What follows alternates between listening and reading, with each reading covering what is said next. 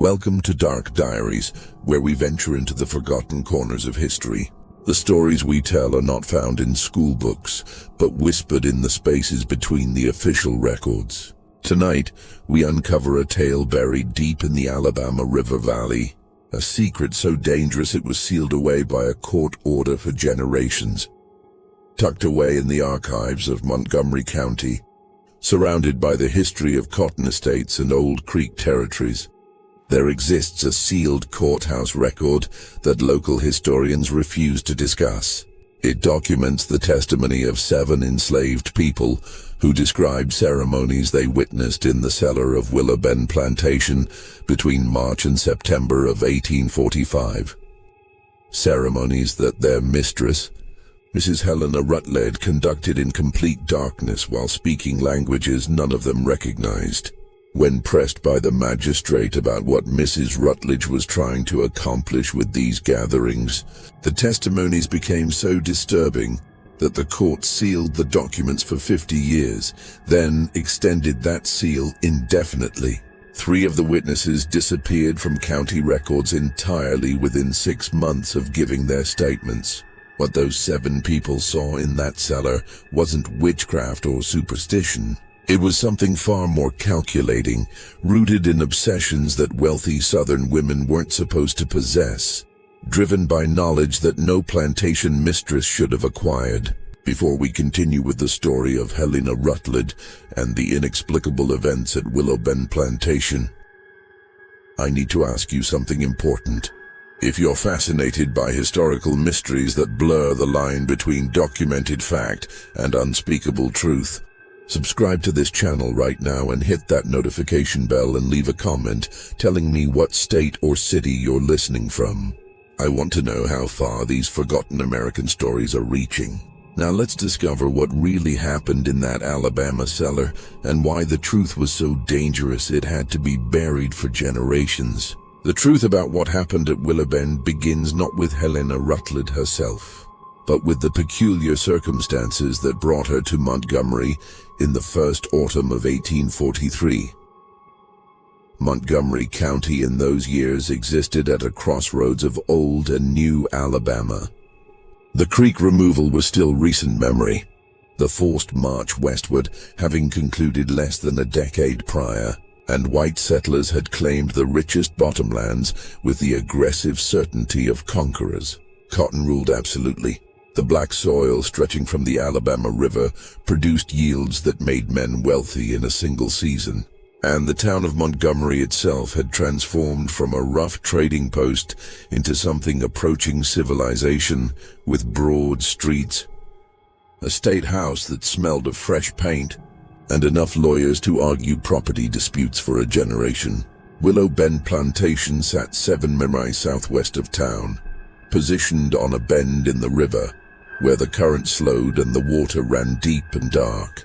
The estate encompassed nearly 800 acres, with 200 under cultivation, and the rest given over to old-growth forest that locals avoided after sunset. Not from superstition, but from the simple fact that Creek burial ground still dotted those woods, and disturbing the dead, any dead, seemed foolish even to practical men. The plantation house itself rose 3 stories, built of brick hauled up river from Mobile, with columns that gleamed white in the sun, and galleries that caught the evening breeze.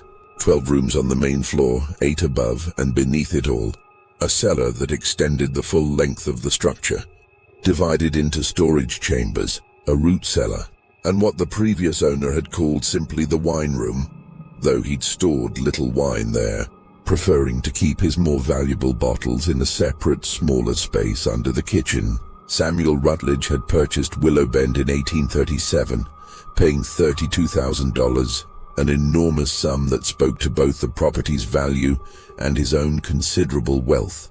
He'd made his money in shipping, first in Charleston and later in Mobile, and he'd married Helena Prescott of Savannah in 1835 when she was 19 and he was 47. The marriage raised few eyebrows. Age gaps meant little when dowies were substantial and family connections valuable. Helena brought $6,000 in ties to one of Georgia's oldest families. Samuel brought wealth and a future. They moved to Willow Bend with 43 enslaved people, purchasing 20 more in Montgomery to work the expanded cotton operation. Samuel hired an overseer, a thin man named Garrett Phelps, who'd worked plantations in Mississippi and understood cotton and cruelty in equal measure. The operation ran efficiently, yields were strong, money accumulated. Then Samuel died in the spring of 1843.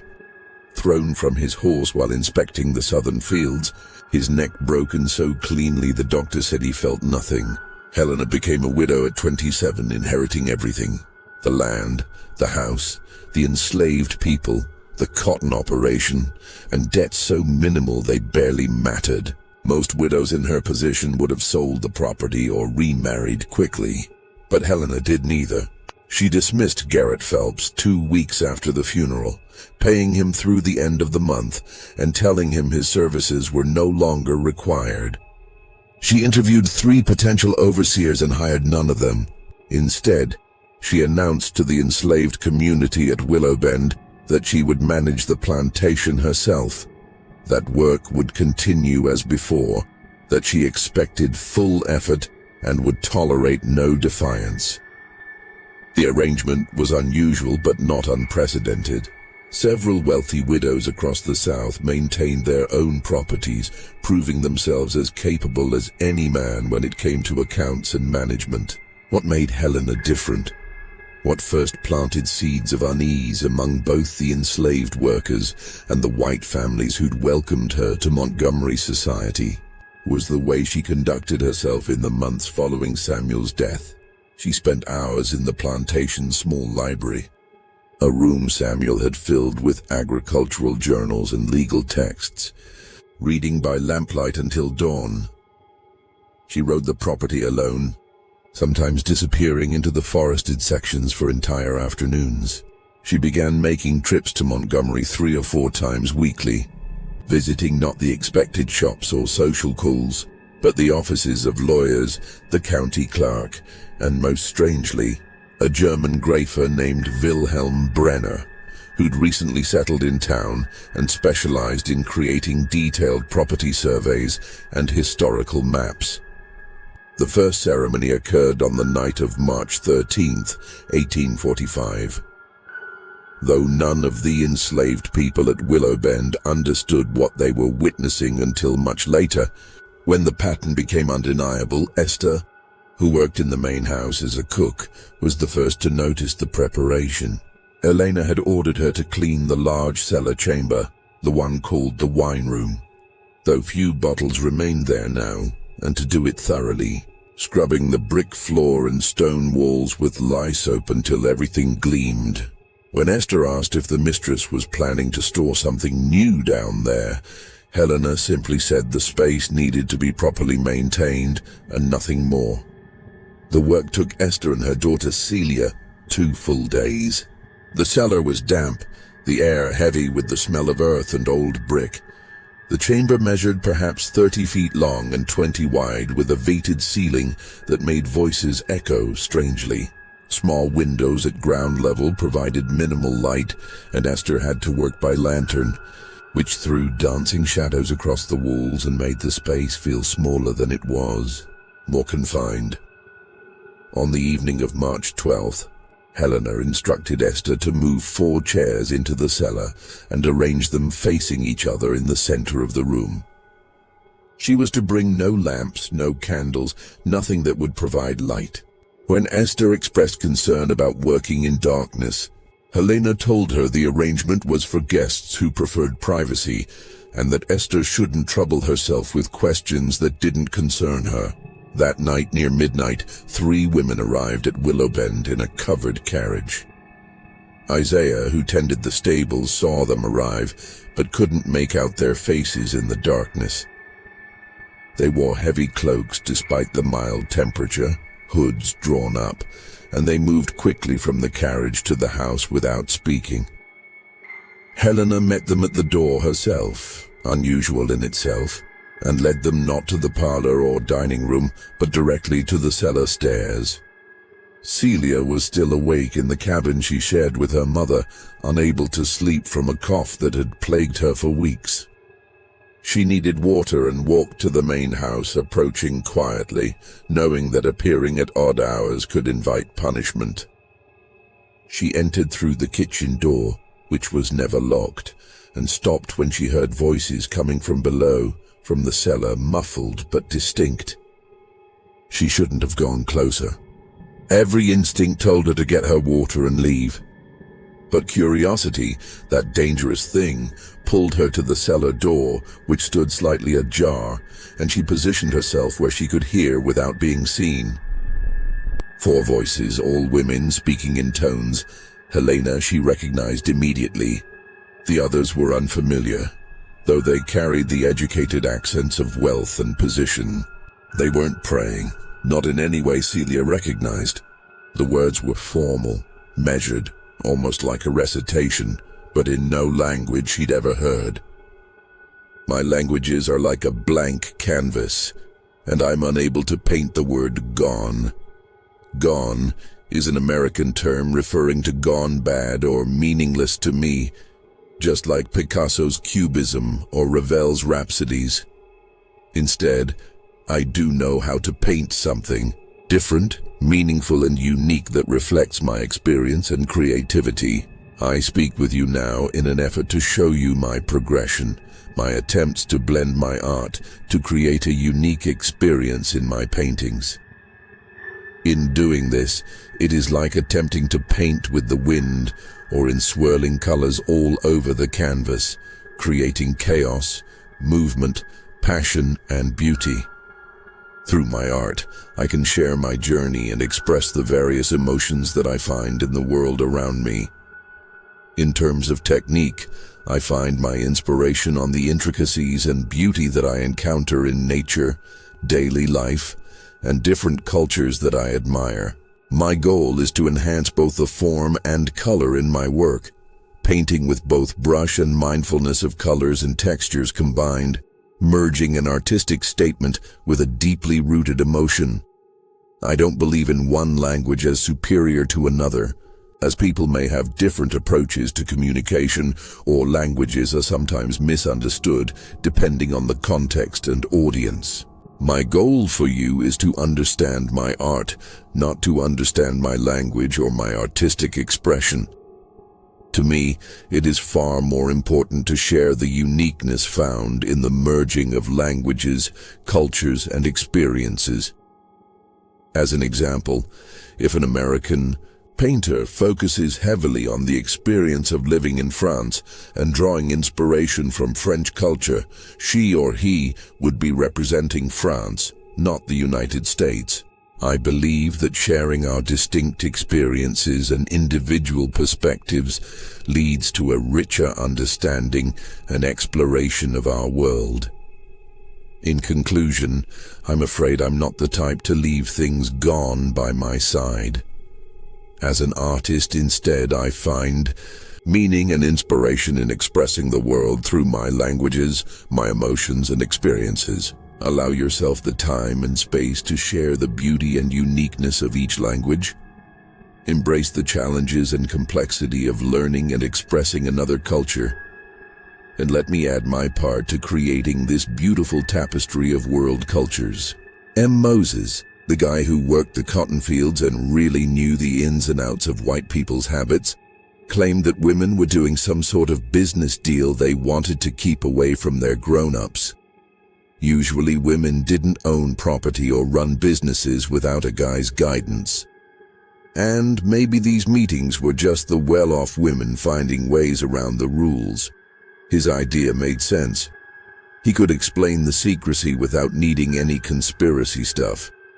But it didn't help with the mysterious signs showing up on the wrists of several women in Montgomery society.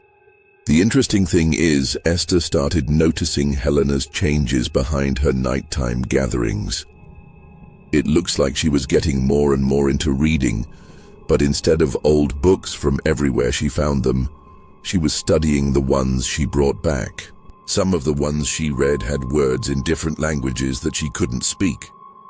In fact, Helena had put someone in charge of teaching her a couple of languages. All of this was clear because sometimes she'd read aloud to practice her pronunciation.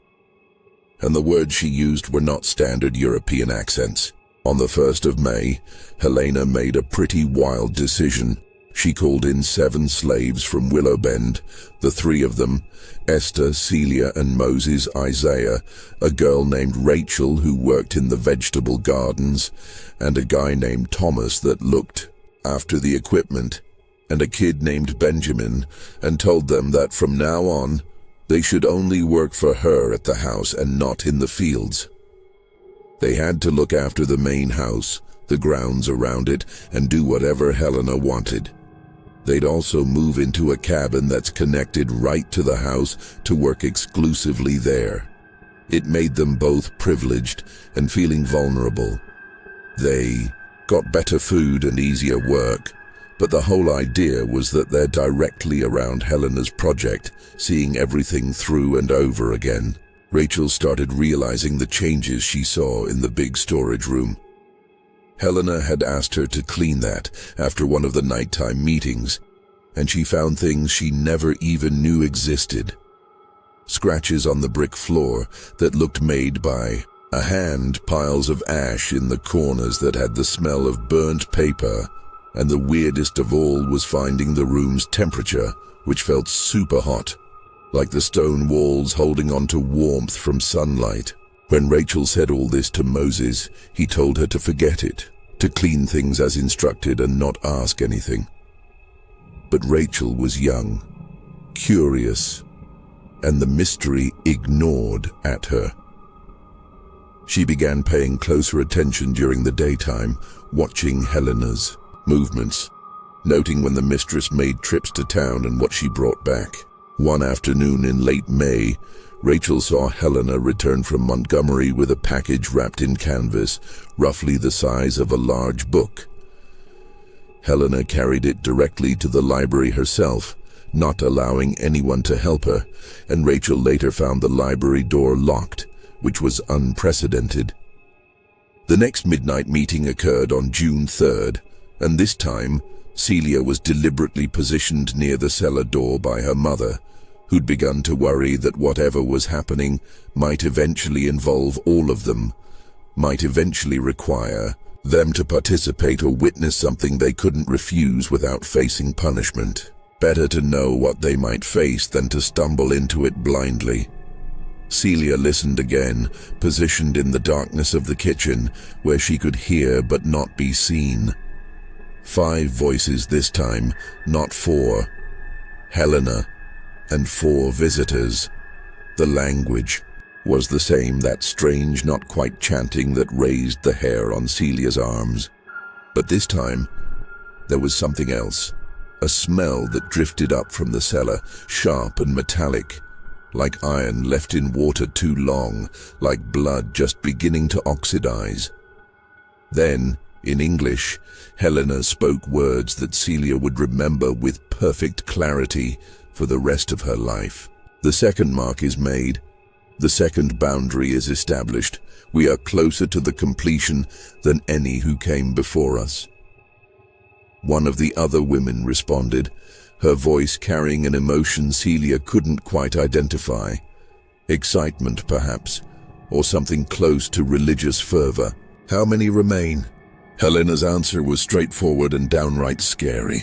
They'd essentially told him to throw it all aside and just bear fruit in 7 more months, because nothing they said in all those years was going to materialize. The whole summer felt like it hung on their shoulders, with the heat blanketing Montgomery County in a heavy cloak, making cotton fields shimmer on the sunny days and changing the rivers to something dandy but slow. The slaves at Willowbend just kept pushing on, doing their daily tasks under more pressure, now aware that something big was coming their way. Helena, the enigmatic visitor who was changing things, was guided by a series of set events that were happening.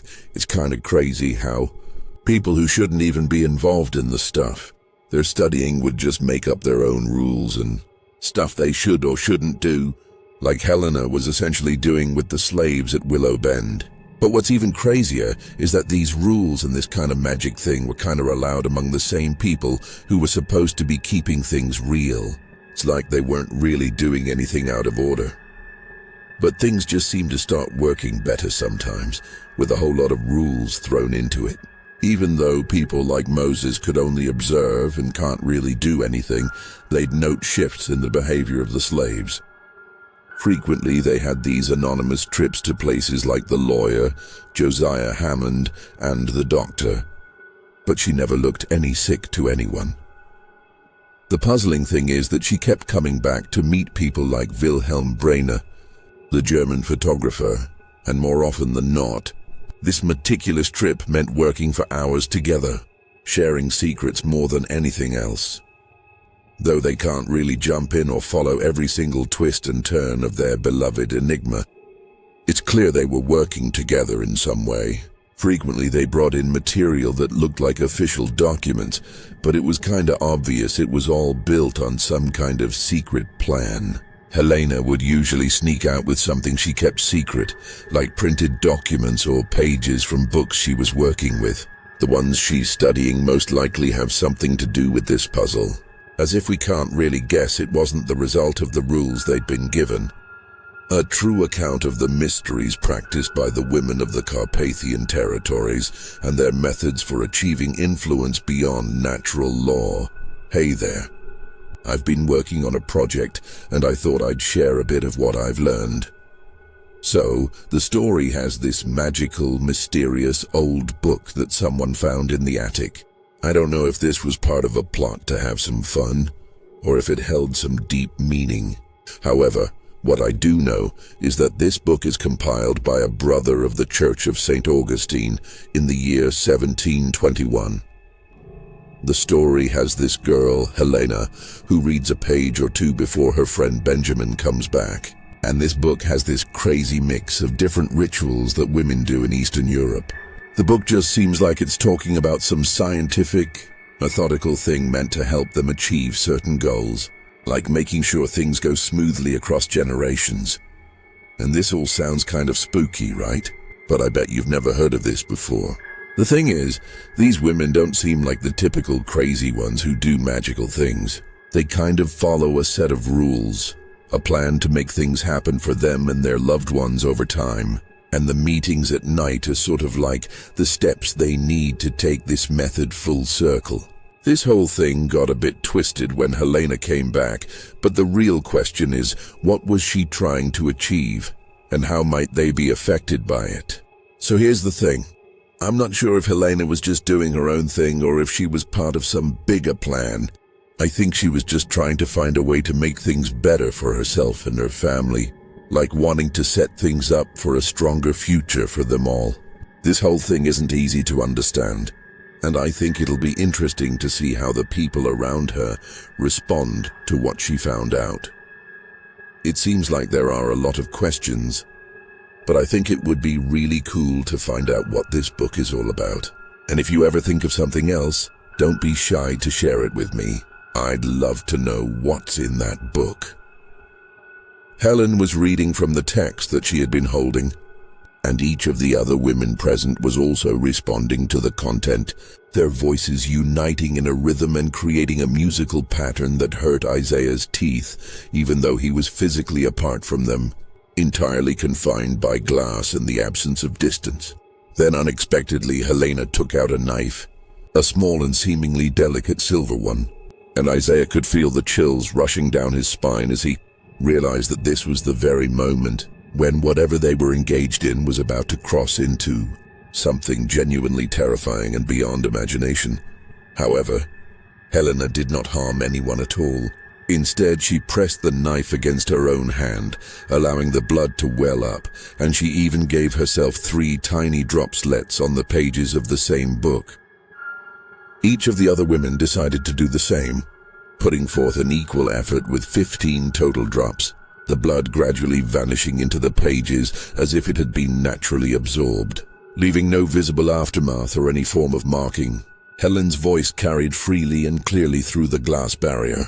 the sound echoing all the while. With the 6th mark completed, this new established boundary is more than merely physically significant. It represents the end of a momentous event that will secure for our family what no law or any man will ever be able to deny or compromise. As this boundary is created, it also paves the way for the moment when our personal properties and power will pass through our hands, becoming undeniable and unbreakable, secure from any challenge or dispute. Isaiah, who was visibly uncomfortable, left his standing position, feeling uneasy and disoriented from not only the blood he'd witnessed, far more horrific than a mere few drops, but also the overwhelming conviction that his actions were based on sound reasoning and actual intentions, not madness or mere delusion. Property that passes through our hands, through blood connection or direct transfer, becomes ours in ways that transcend legal interpretation. It has worked for those who came before us. It will work for us. The second woman asked, "And you're certain of the timing? Certain that September 21st is correct?" Helena's answer came without hesitation. "The calculations are precise." Wilhelm confirmed the alignments. "The 21st is the proper date, the only date in the next decade where the conditions align. Lunar phase, planetary positions, the anniversary of the first mark we made in March. Everything must be exact. The method is scientific, not supernatural. It follows natural law. We simply don't yet understand." Esther continued serving as though she'd heard nothing, but her hands trembled slightly, and when she left the room she went directly to Moses and repeated every word. The 7th and final meeting was scheduled for September 21st, just 2 weeks away. Whatever Helena and her group intended to accomplish, whatever they believed this process would achieve, the culmination was imminent. And now the 7 enslaved, people who'd been brought into close proximity with Helena's activities, faced an impossible question. Should they try to intervene, try to warn someone in town about what was happening, risk the absolute certainty of brutal punishment for interfering in white people's affairs? Or should they remain silent, complicit through inaction, and hope that when whatever was going to happen finally happened, it wouldn't consume them as well? Moses gathered the 7 of them on the evening of September 8th in the cabin they shared, speaking in whispers. Even though Helena rarely left the main house after dark anymore. "We can't stop her," Moses said bluntly. "Even if we tried, even if we went to the sheriff or the magistrate, who would believe us? We're enslaved people testifying against a wealthy white woman about ceremonies and blood contracts and books from Europe. They'd punish us for lying or for causing trouble or simply for speaking above our station." Rachel shook her head. "Then we just watch. Just let whatever's going to happen, happen. We document it," Esther said quietly. "We remember every detail.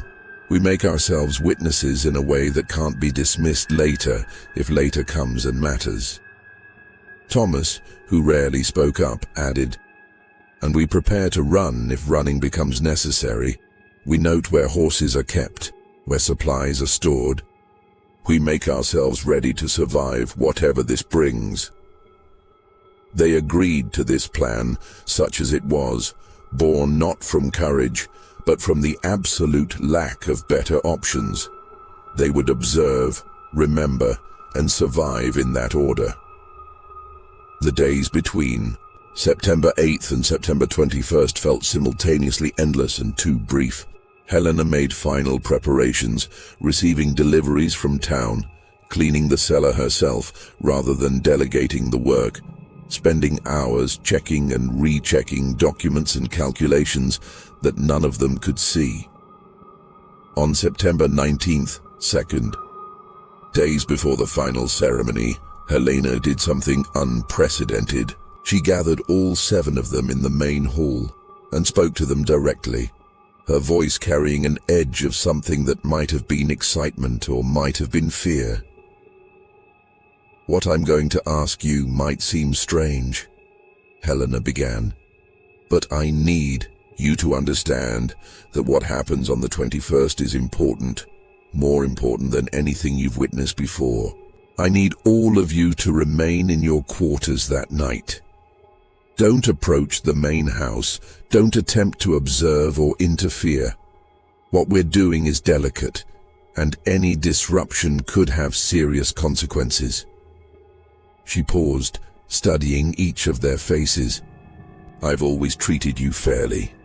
I've never used the lash, never sold families apart, never been anything but reasonable in my demands. I'm asking you now to trust that what I'm doing serves a greater purpose, one you can't fully understand, but that doesn't threaten you. Can you give me that trust?" Just when the silence stretched too long, Moses nodded. "Yes, ma'am. We'll stay in our quarters."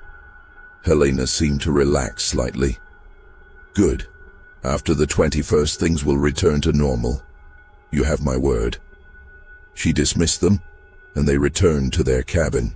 And none of them believed for a moment that things would return to normal, but they'd said what she needed to hear.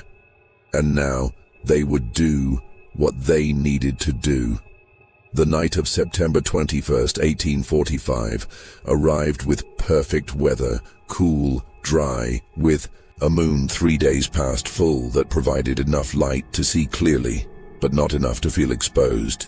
The 7 of them remained in their cabin as instructed, but they kept the windows open, kept their ears sharp, kept themselves ready for whatever might come. The evening before had brought an unexpected development. Helena had summoned Esther alone to the main house, asking her to prepare a specific meal for the following day, not for the midnight visitors, but for Helena herself. The menu was precise. Chicken roasted with herbs. Elena specified by their Latin names, bread made with a particular type of flour she'd had shipped from Charleston, vegetables prepared in exact quantities, and a tea brewed from leaves Helena provided in a sealed container, leaves that smelled of mint and something darker, more medicinal. The timing matters, Helena had told Esther, her voice carrying an intensity that made the cook uncomfortable. "I need to consume this meal at exactly 6:00 in the evening, 3 hours before the others arrive. The preparation has been 20 years in planning, Esther. 20 years of study, of gathering knowledge, of finding others who understood what I understood. Everything must be exact." Esther had prepared the meal as instructed, watching as Helena consumed every bite with ritualistic precision, checking a pocket watch between courses, measuring even the speed at which she ate. When finished, Helena had thanked her, an unusual gesture, and told her to take the rest of the evening for herself, that no one would be needed in the main house until morning. Now, waiting in the cabin as night deepened, Esther shared this detail with the others, and Moses frowned, trying to piece together what it might mean. "She's preparing herself," he said slowly, "like someone preparing for battle or for an ordeal. Whatever happens tonight, she needs to be in a specific state, physical and mental," Thomas added. "Or she believes she does. Might be she's read one of those old books that you need to eat certain things before conducting ceremonies, and she's following instructions that mean nothing at all, or they mean everything," Rachel countered, "and we're about to see whether all this preparation, all these months of meetings and blood and strange languages, produce something real, or reveal themselves as elaborate pretending." The covered carriage arrived at 11:30, bringing 5 women as expected. Isaiah, watching from the cabin window, counted them as they descended. 5 hooded figures moving quickly to the main house where Helen awaited at the door. 6 total. 6 women conducting the final ceremony of a process that had occupied them for 6 months, that they believed would secure them power and property through methods no law recognized. but that they insisted followed natural principles. But this time something was different. The women didn't enter the house immediately. They gathered in a tight circle on the front steps, and even from a distance Isaiah could hear them speaking, not in the strange language they used in the cellar, but in English, their voices carrying an edge of nervousness, of anticipation. One woman's voice rose slightly. "Are you certain of the calculations, Helena? Certain that tonight is the proper convergence?" Helena's response came clear and confident. Wilhelm checked them 3 times. The lunar phase, the planetary positions, the precise number of days since we made the first mark. Everything aligns tonight in a way that won't occur again for another 19 years. If we don't complete the binding now, everything we've done becomes meaningless. The method requires exact timing. There's no room for doubt. The women entered the house then, and for the next 30 minutes the 7 watchers in the cabin saw lights moving through the main floor. Brief flashes of lamplight in different windows, suggesting the women were gathering materials, making final preparations. Then the lights descended, moving toward the cellar, and darkness reclaimed the house. Midnight came and went. No sound emerged from the house. No light showed in any window. The night remained perfectly still, as though the world itself was holding its breath. But in the cabin, Benjamin began to feel something strange, a pressure in his ears, like the feeling before a thunderstorm, and a taste in his mouth like copper. He mentioned it quietly to Moses, who frowned and asked if anyone else felt it. They all did. A subtle wrongness in the air, a sensation that was probably nothing more than their own nervous tension manifesting physically, but that felt like something external, something pressing in on them from the direction of the main house. At 1 in the morning, Celia whispered that she needed to know what was happening, that the uncertainty was worse than any punishment. Before anyone could stop her, she slipped out of the cabin and moved toward the main house, staying in shadows, approaching the cellar window where Isaiah had watched during the August ceremony. The others followed, unable to let her go alone, unable to remain in ignorance any longer. They reached the cellar window together, 7 faces pressed close to the warped glass, looking down into the space they'd cleaned and prepared dozens of times. What they saw was simultaneously mundane and terrifying in its implications. 6 women seated in a circle, hands joined, eyes closed, the strange blue-white light illuminating them, source invisible, the large book open in the center of their circle, and now they could see it was covered in writing, dense text in multiple languages, pages marked with what looked like dates and notations. But there were other things in the circle now, things that hadn't been present in previous ceremonies. 7 candles arranged in a specific pattern around the book. A bowl that looked like it might be silver or putter, and papers, dozens of papers scattered across the floor, each covered in writing. Helena was speaking, her voice carrying clearly despite the glass. And now they realized she'd been speaking for some time, following some script or recitation that had begun before they'd arrived at the window.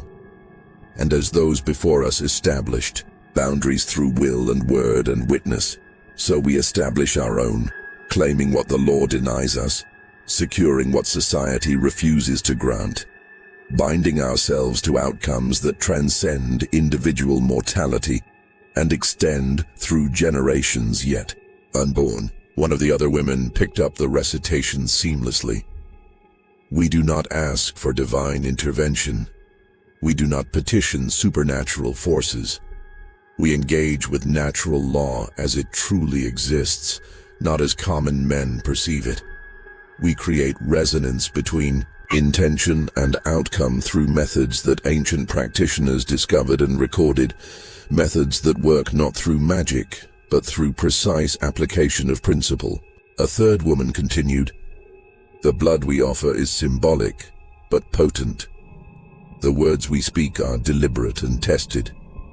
The timing we honor is calculated through astronomical observation and historical precedent. What we do here is science, not sorcery. It is method, not miracle.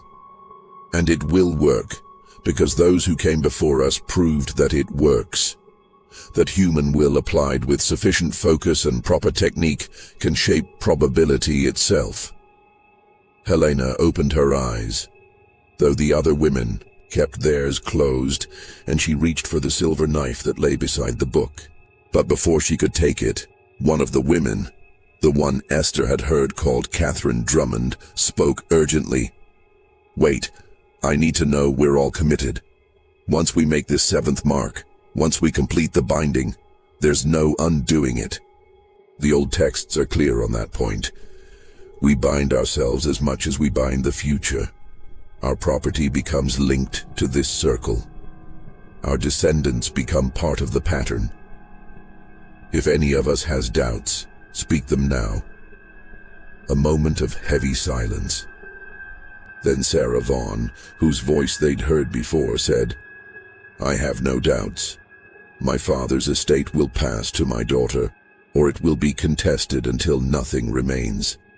The law gives me no protection. This method offers what the law denies. I'm committed." Each woman in turn affirmed their commitment, and Helena nodded with satisfaction. "Then we proceed. With this 7th mark, we bind ourselves complete. With this 7th boundary, we establish permanence. Let the property we claim remain in our hands and the hands of our daughters. Let the wealth we accumulate remain untouchable. Let the power we secure remain absolute, bound not by supernatural force, but by the natural law of cause precisely meeting consequence. Let what we establish tonight echo forward through generations, creating circumstances that benefit those who share our blood and our purpose." She opened her eyes fully now, picked up the knife and made the small cut across her left palm, deeper than in previous ceremonies, enough that blood welled immediately, dripping steadily rather than just beading. She held her hand over the open book and let the blood fall, counting aloud. 1, 2, 3, 4, 5, 6, 7. 7 drops instead of 3. Each woman did the same. 7 drops each. 42 drops total. The blood disappearing into the pages as before, but leaving behind something new. A faint shimmer on the paper as though the blood had reacted, with something in the ink or the parchment itself, creating a luminescence that lasted several seconds before fading. Helena reached into the bowl in the center of the circle and removed something small. The watchers couldn't see clearly what it was, but it looked like a piece of jewelry or a small metal object. She held it up, and the other women each produced similar items from their own persons. "These tokens represent our physical connection to the properties we claim," Helena said, her voice taking on a formal, almost liturgical quality. "Each inscribed with the legal description of land or assets we seek to bind to ourselves. We place them now in the foundation of this binding, anchoring the abstract to the material." She placed her token on the book's pages, directly where her blood had fallen. The other women did the same, arranging their tokens in a pattern around the central text. Then Helena produced a small hammer, silver like the knife, and tapped each token once, the sound ringing clear in the cellar's confined space. By metal to metal, by blood to intention, by word to outcome, we forge the binding, she said. Then she picked up one of the papers from the floor and began reading from it in that strange language they'd heard before. The not quite Latin, not quite anything else tongue that made the watcher's teeth ache even through the glass. The other women joined her, reading from their own papers in unison, their voices creating a sound that was more vibration than speech, more felt than heard. The blue-white light intensified, and for a moment, Just a moment. The air in the cellar seemed to warp, to bend like heat shimmer on a summer road, creating distortions around the seated women that made them appear to flicker in and out of solidity. Then it stopped. The light dimmed back to its previous level. The women fell silent, and Helena closed the book with a sharp snap that echoed in the cellar, and she said simply, "It is done. The method is complete. The binding is established. Now we wait for the manifestation which the texts promise will become evident within 6 lunar cycles. By the new moon of March next year, we will see the first confirmations. By this time next year, the pattern will be undeniable." One of the women asked, her voice shaky. "And if nothing happens, if the manifestation doesn't occur," Helena's answer was cold, certain, "then those who came before us were liars or fools, and we've wasted 6 months following a method that has no substance. But I don't believe that. I've studied too much, verified too many historical accounts of women who used these techniques and secured fortunes, established dynasties, protected their daughters from dispossession. This works. It has always worked. It will work for us." The 6 women sat in silence for perhaps 10 minutes, and in that silence, nothing dramatic occurred. No flash of light, no sound, no visible change in the cellar or the world around it. Just 6 women sitting in a circle, waiting for something that might or might not be real, that might be delusion or might be a manipulation of principles they'd found in old books and believed they could apply with scientific precision. But something had changed, something subtle that the 7 watchers couldn't quite identify. The air felt different, less oppressive, as though whatever pressure they'd felt building through the night had released. The copper taste in their mouths faded. The wrongness dissipated, leaving behind only normal September night air, cool and clean. Finally, Helena stood, and the others followed. They gathered their papers carefully, placing them in leather cases they'd brought. Elena retrieved the tokens from the book's pages, distributing them back to their owners. She closed and locked the book, securing it with a small brass padlock. Then they gathered their cloaks, extinguished the strange light, revealing it to be some kind of chemical lamp. Nothing supernatural, just phosphorus or a similar substance that created cold light, and began moving toward the cellar stairs. The 7 watchers at the window fled back to their cabin, arriving just seconds before they heard the main house door open and the women emerge. They pressed themselves against the cabin walls, barely breathing, listening to the footsteps on the gravel drive, the rustle of fabric, the low murmur of voices. Remember, Helena's voice carried across the distance. "We speak of this to no one outside our circle. Not to husbands, not to confidants, not even to our own daughters until they reach an age where they can understand and be trusted.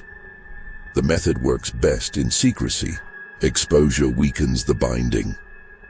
"When do we gather again?" someone asked. "Not for 6 months, not until we can assess whether the manifestation is occurring as predicted. Watch your property cases, your inheritance situations, your business dealings. Document anything unusual, anything that seems to resolve in your favor against reasonable odds. We'll compare results in March and determine whether we need to reinforce the binding or if the initial establishment holds." The carriage departed, quickly as always, and the night returned to normal stillness. Inside the cabin, the 7 of them sat in shocked confusion, because what they'd witnessed was simultaneously exactly what they'd expected, and somehow far less dramatic, far less conclusive than they'd imagined. "That's it," Rachel whispered. "That's what all this was building toward. Just blood and words and waiting. Tokens and papers and promises that something will happen eventually." Moses shook his head slowly. "Maybe that's all it ever was. Maybe Helena and those women believe in something that doesn't exist. Believe their blood and words can bind the future. And maybe they're just wealthy people playing at power because they have nothing better to do. Rich people do strange things when they have too much time and too much fear of losing what they have. But Esther, older and more cautious, said, or maybe we can't see the results yet. Maybe whatever they think they did, whatever they believe they accomplished, won't show itself immediately. Maybe the proof they're waiting for takes time to manifest. They said 6 lunar cycles, said March. Maybe we need to wait and watch. Like they're going to wait and watch. Celia, still shaken from what she'd witnessed, added, "Did you see how certain Helena was? How convinced? She's not stupid. She's educated. She's read extensively. She's consulted with that German Grafer and lawyers and whoever else. If she believes this strongly that the method works, maybe we should consider that she knows something we don't." Or Thomas countered, "Maybe education and intelligence don't protect you from believing things that make you feel powerful when you actually feel powerless.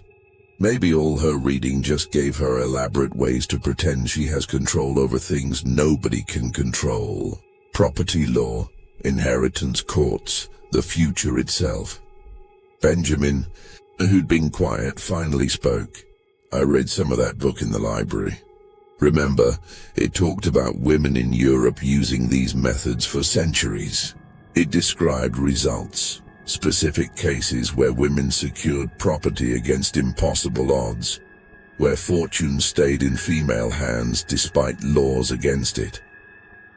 Those cases were documented, verified by people at the time. Either those documents are forgeries or something about the method actually produces outcomes. But how?" Rachel pressed. "How could blood drops and strange words affect property cases and inheritance courts? That doesn't make sense." Moses thought for a long moment before answering. "Maybe it doesn't affect them directly. Maybe the ceremony is psychological. Maybe by performing these rituals, by binding themselves to this belief system, the women become more focused, more coordinated, more willing to push boundaries and take risks. Maybe the magic isn't in the blood and words. Maybe it's in what the rituals make them believe about themselves and how that belief changes how they act in the real world." It was a rational explanation, one that required no supernatural elements, no violation of natural law.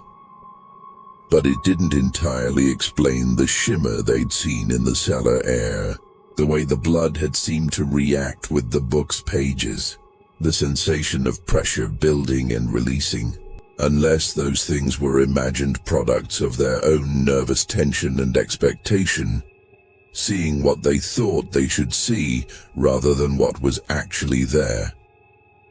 None of them slept that night. They waited for dawn. Waited for some sign that the world had changed or remained the same.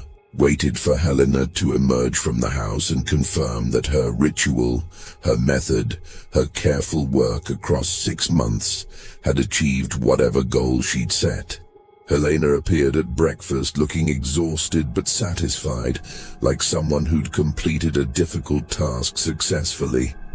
She gave normal instructions for the day's work, showed no indication that anything unusual had occurred, treated the 7 of them exactly as she always had, fairly if such a word could apply to people she owned.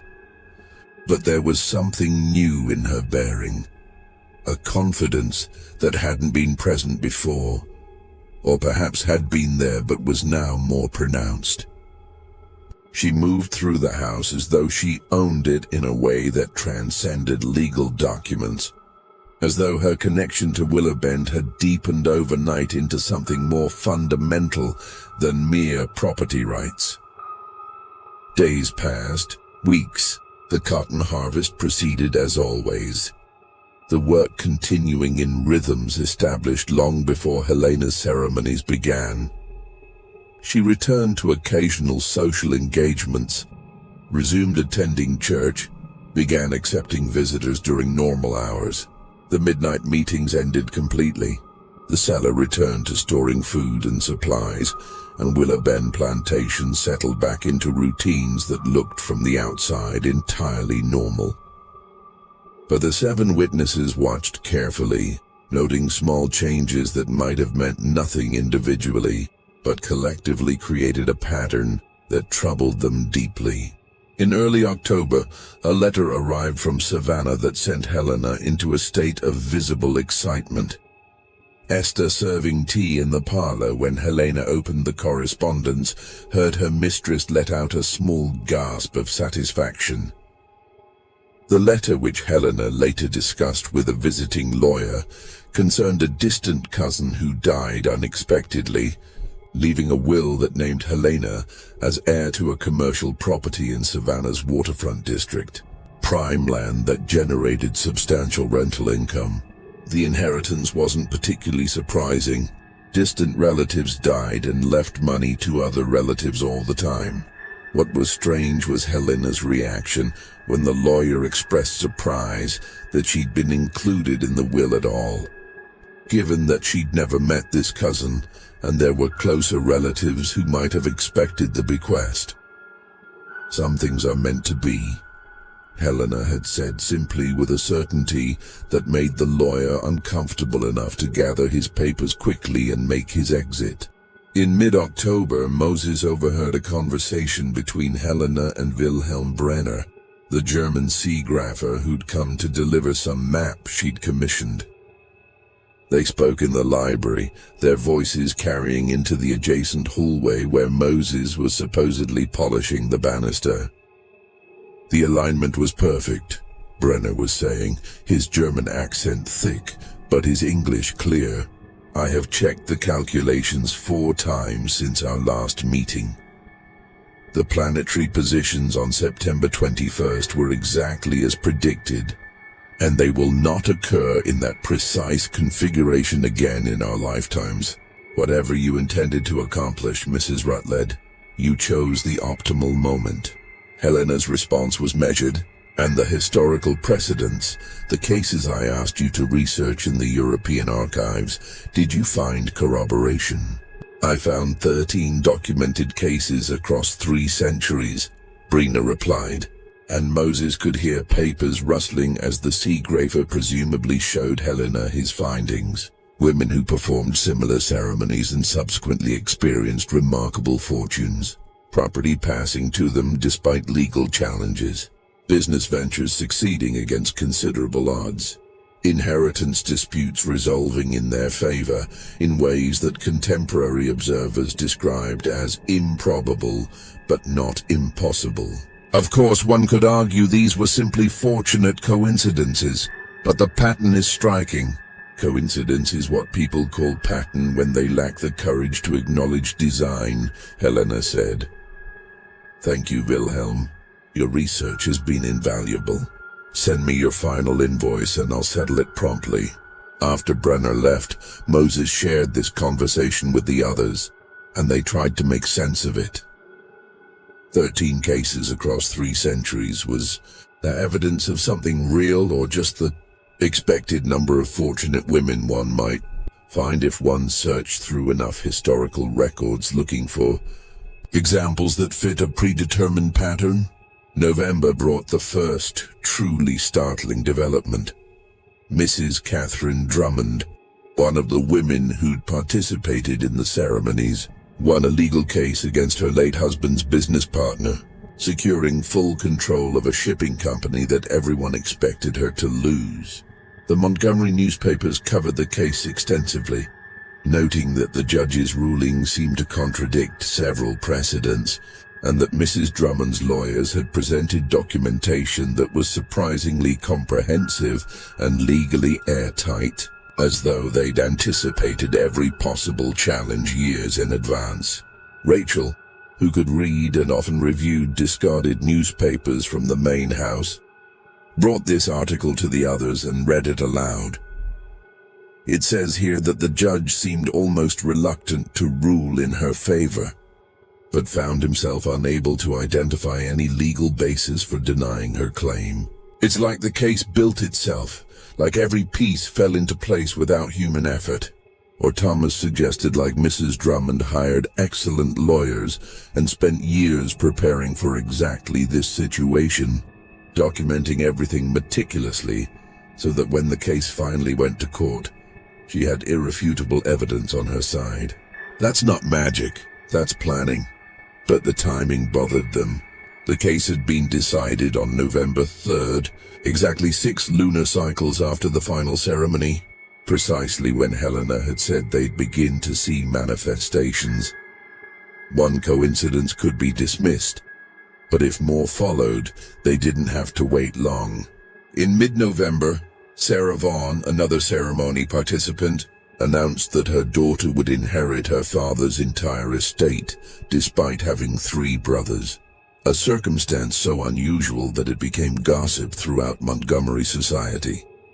The will was old, properly executed and entirely legal, written in a way that somehow avoided the standard primogeniture expectations. The 7 witnesses compared notes and dates. Mrs. Vaughan's inheritance announcement came on November 17th, again within the 6-cycle window Helena had specified. The pattern was becoming undeniable. But what did it prove? That Helena and her circle had successfully predicted when their careful planning would bear fruit. Or that something about the ceremony itself had influenced outcomes in ways that transcended normal causation. December brought 3 more developments, each involving women they now knew had participated in the ceremonies. A property dispute resolved unexpectedly, a business loan approved despite questionable collateral. A contested guardianship decided in favor of a mother rather than her late husband's male relatives. By January of 1846, all 6 women who'd participated in the ceremonies seemed to be benefiting from extraordinary legal and financial circumstances, property disputes resolving in their favor, inheritances appearing unexpectedly, business ventures succeeding beyond reasonable odds. And none of it attributable to anything except excellent fortune and careful planning, unless one believed that ceremony and blood and words spoken in darkness could, somehow tip probability in specific directions, could create circumstances that benefited the practitioners at the expense of natural randomness, unless one accepted that human will, applied with sufficient focus and proper technique, could shape outcomes in ways that looked like luck, but were actually something more deliberate. The 7 enslaved people at Willowbend watched these developments and wrestled with an impossible question. What had they really witnessed? A group of intelligent, frustrated women using elaborate theater to give themselves confidence and focus, or something darker, a method that actually worked despite violating everything they understood about how the world functioned. Esther finally articulated what they were all thinking. Maybe it doesn't matter whether it's real or pretending. Maybe the important thing is that it works. That Helena and those women are getting what they wanted, securing property and power that the law said they couldn't have. Whether they did it through magic or through psychology and careful planning doesn't change the outcome. But it matters for us. Moses argued, if what they did was just ceremony and planning, then we can tell people about it without sounding insane. But if what they did was something else, something that actually bent probability through ritual, then who would believe us? And even if someone did believe us, what would they do about it? Make ceremonies illegal, punish women for speaking strange words and dropping blood on books? They had no answers, only observations and growing unease. Helena seemed to grow more confident with each passing month, as though the manifestations confirmed beliefs she'd harbored for years. She began hosting other women at Willowbend, not for midnight ceremonies, but for afternoon gatherings that looked perfectly normal. Tea and conversation and needlework, but that sometimes included whispered discussions the household staff couldn't quite overhear. In March of 1846, exactly 6 months after the final ceremony, Helena gathered Catherine Drummond and Sarah Vaughan at Willowbend for what appeared to be a social visit. But Celia, serving refreshments in the parlor, heard them discussing results, comparing outcomes, documenting how many of their hoped-for manifestations had actually occurred. 11 of 13, Catherine was saying, her voice carrying satisfaction. 11 properties or financial arrangements resolved in my favor since September. The probability of that occurring through chance alone is vanishingly small. 9 of 11 for me, Sarah added. And the 2 that haven't resolved yet are still pending, still might manifest as predicted. Helena smiled, a rare expression that transformed her usually severe features. 14 of 15. For me, the method works just as the text promised. Just as those before us proved, we've established a binding that will benefit our daughters and our daughters' daughters. We've secured something that no law and no man can take from us. Should we perform another ceremony? Catherine asked. Reinforce the binding. Helena shook her head. The texts are clear. Reinforcement is unnecessary if the initial establishment was done correctly. And clearly it was. We'll continue to meet, continue to coordinate, continue to support each other's interests. But the ceremonial work is complete. What we've bound remains bound. Celia reported this conversation to the others, and they realized with cold certainty that Helena and her circle believed absolutely in the efficacy of their method. Whether that belief was justified or delusional didn't change the fact that they'd achieved remarkable results and attributed those results to ceremonies performed in darkness with blood and books and words from dead languages. The question that haunted the 7 witnesses now was, what should they do with this knowledge? Should they remain silent, protecting themselves from the inevitable punishment that would come from speaking out against wealthy white women? Or should they find a way to document what they'd seen, to create a record that might someday help someone understand what had happened at Willow Bend? Moses made the decision in April of 1846. We write it down, he said. Every ceremony, every detail we remember, every development that followed, we write it down and we hide it. And someday, when circumstances allow, we make sure someone who matters sees it. Most of us can't write, Rachel pointed out. But Benjamin can, Moses said, and I can a little enough. We'll work together. Create a document that tells the truth about what we witnessed. It might never matter, but if it does, if someone ever wants to know what really happened here, they'll have more than just rumors and whispers. They worked on the document for 2 months, meeting in secret. Benjamin doing most of the writing with corrections and additions from Moses and occasional details from the others. They hid the pages under a loose floorboard in their cabin, adding to them whenever new development seemed relevant. But in June, their secret documentation nearly caused disaster. Helena, conducting an unexpected inspection of the quarters, discovered the hidden pages. She read them silently, her face showing no emotion, while the 7 of them stood frozen in terror, certain that they just sealed their fates. When Helena finally spoke, her voice was surprisingly calm. You think you understand what you witnessed? You think you've documented something that matters, but you don't understand. And you can't. The method I used has been practiced for centuries by women who had no other recourse. No other means of securing their futures against laws and systems designed to dispossess them.